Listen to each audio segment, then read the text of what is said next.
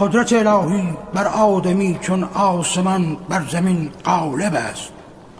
حق می تواند نیکو را ضد و ضد را صحت نماید و حدوث فعل در قدرت حادثه نقشی ندارد و انسان را استطاعت نیست که بر قدر قدرت یابد.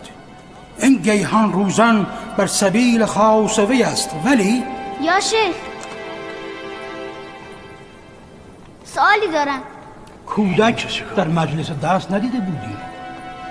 نقلی نیست، سائل را باید جواب داد.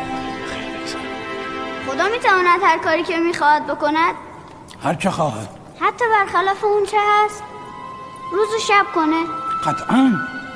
این چیز که میپرسی حرف کودکانه.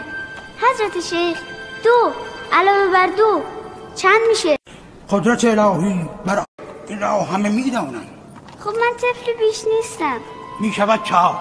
اگه خدا بخواد میتونه 5 بشه؟ آری. پس میتونه مسلمون رو گرد کنه و کافر و مسلم؟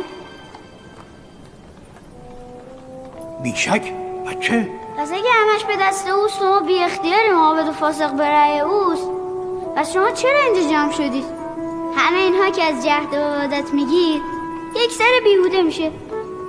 پس بهتر نیست این جماعت به خونه هاشون برن و کار به خدا بسپارن؟ اینها رو کدوم آدم نابخرد فاسد اخلاقی به تو یاد داده ها؟ ما که زی اختیار نیستیم، لابد خدا. این طفل نامسئول را به بند کنید. شیطان در اون حلول کرده است.